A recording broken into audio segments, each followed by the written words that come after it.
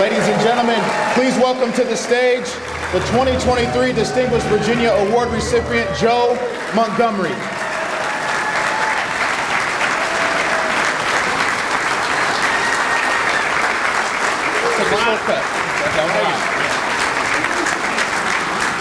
Wow, that almost makes me sound good, doesn't it? I believe it was Groucho Marx who said, "I don't want to belong to any club that will accept me as a member." Well, Groucho was never invited into the Virginia Sports Hall of Fame. He'd have been thrilled, as am I. I'd like to thank the Board of Directors of the Virginia Sports Hall of Fame and Will Driscoll for my selection. Like many of you, I have reviewed the list of past inductees and am humbled to become a part of their legacy. Collectively, the past 50 years of inductees represent the best of what sports has to offer on the field and off. I want to thank my mom and dad, who are no longer with us, but my parents indulged me in my efforts to get better as an athlete. I don't think I ever realized how smart they were until I had children. I went to football camps when that was rare.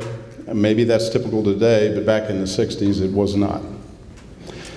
I want to thank my wife and children who have lived through the stories in the aggrandizement of athletic exploits long gone. As anybody who was at the breakfast this morning heard, my wife Linda came up with the t-shirts that say, "The older I get, the better I was." A lot of the folks in this audience have one of those t-shirts, by the way. And you know who you are. Linda, Joe, Madeline, thank you for your love and patience. I owe too many other people to thank them individually in my brief time up here. I am flooded with memories, though. I mean, seeing people tonight, it's just astounding. Looking across this audience, thank you all. Rarely do people reach their potential without help. I am a case study for the good fortune of having people care. Just a quick story. Debbie White is here. You heard her introduced as a member of the Hall of Fame. Her dad, Dick Harmison, who is not with us tonight, was a coach at William and Mary and saw me at a football camp at Ferrum College in 1969. I guess I did okay at the camp, as he put me on the list of prospects at William and Mary. So Debbie, tell your dad, thanks, Coach Harmison. Lou Holtz picked up on that when he became the coach at William and Mary in 1969.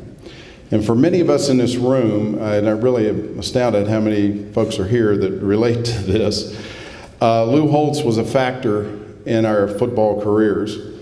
For me, he was central to not only what happened on the field, but what happened after. As a number of folks here tonight can attest, he was, and probably still is, one of the best recruiters in the world. Had he not been so, I would have gone elsewhere and not experienced the many benefits I reaped from graduating from William and Mary. Nothing in my life would be as it is today. He had a vision for me, as he did for others that he recruited and coached. Sometimes it was hard to see what he saw. I will be eternally grateful to him for giving me the opportunity and the 50-plus years we have stayed in touch. It was a gentleman named Larry Phillips who brought me into the investment profession. He was a William and Mary grad. I wasn't even thinking of giving up on football, although by that time, football was probably thinking of giving up on me. If I hadn't gone to William and Mary, he wouldn't have been trying to get me into the business. It worked out pretty well. There is much written these days about the decline of sports, not of pure athletic ability, it's probably greater than ever, but of loyalty and camaraderie. I'm not sure what the long-range impact of NIL is, but I'm sure football will survive it, as will other sports. Maybe there won't be a Teddy Roosevelt stepping in as he did in the early 20th century to save football, but we will see the continuation of sport long after all here are memories at the 100th celebration of the Virginia Sports Hall of Fame. Sport is uniquely additive to the quality of life. it has always been and always will be. The relationships made during our brief participation in sports are the beginning of lifelong bonds. The disciplines we practice in our youth morphed into how we handle the daily challenges and opportunities of our careers. The strategies passed along by our coaches have become the philosophies of our lives. The evidence is in this audience. Teammates and friends for 5 decades are here tonight. Thank you all for coming, and thanks again to the Virginia Sports Hall of Fame for this honor.